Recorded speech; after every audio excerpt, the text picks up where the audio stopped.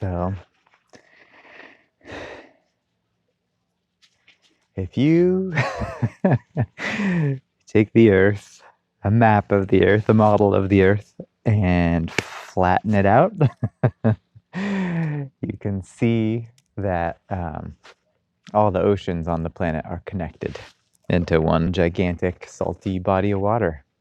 And that is the biggest wilderness on the planet. And ever since we have been able, as a species, we've been pulling food out of that wilderness. A lot of that food is fish. And with increasing population and better technology for fishing, we've been more and more effective at getting fish out of the ocean.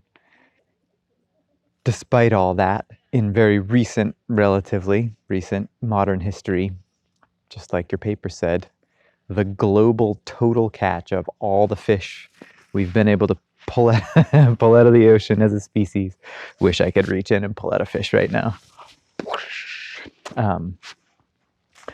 That global total catch has been decreasing since the 1980s. And that is not because of reporting error. There's been a lot of good work to make sure that's not happening. And that's not because we've been not trying as hard. We've been trying harder and harder since then. It's not because the technology has got worse. Our technology is just better and better. There's gigantic, truly gigantic ships cruising around the world's oceans with remarkable fish finding technology and the ability to pinpoint and pull fish out of the water very effectively.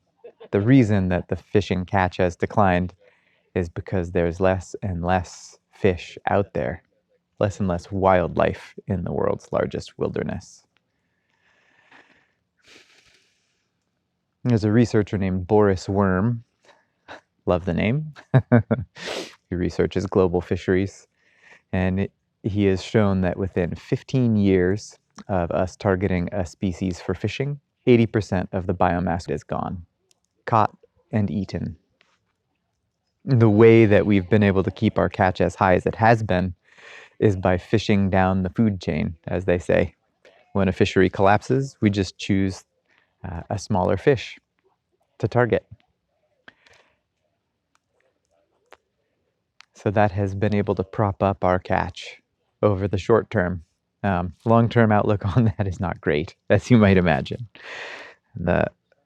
This collapse, I think, is really well illustrated by a graph that John introduced that tells a story of the Atlantic cod fishery, which is a story that I'm totally fascinated by.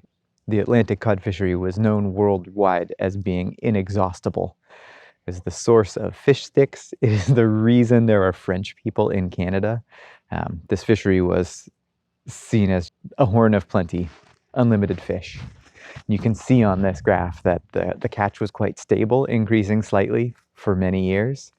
And then right here, with a huge increase in technology and effort in this case not meaning that the fishers were trying harder, meaning that they had bigger, more powerful boats, you can see that the catch increased dramatically, huge benefit, and then crashed hard because that fishery was depleted and that fish species collapsed. This is the story we're seeing play out with species around the world. John talked about bluefin tuna especially, but there's lots of examples. Here's another graph. On the x-axis, what percentage of this total fish available we catch each year from 0 to 100%, 1.0 exploitation rate. And then y-axis, the percent of maximum for each of these colored lines. You can see that that orange line shows the harder we try, the more species collapse.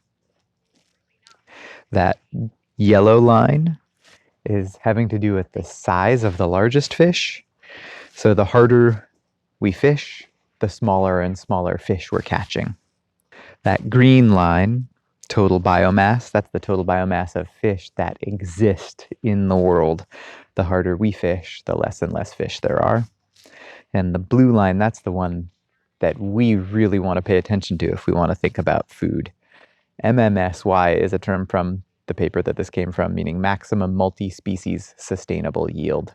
And that's that apex of the arc on that graph, the perfect amount of fishing effort, which catches a lot of fish, but leaves enough for them to breed and produce more for the future. And where we exist, worldwide fisheries-wise, is pretty far to the right of that apex, meaning we're trying really hard and getting less and less for our efforts.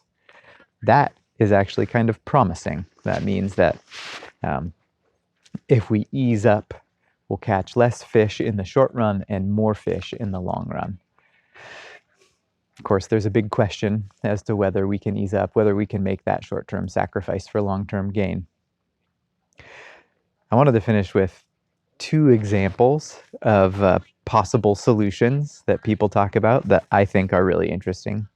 One is aquaculture, fish farming. As fish farming is typically done, it's an environmental disaster.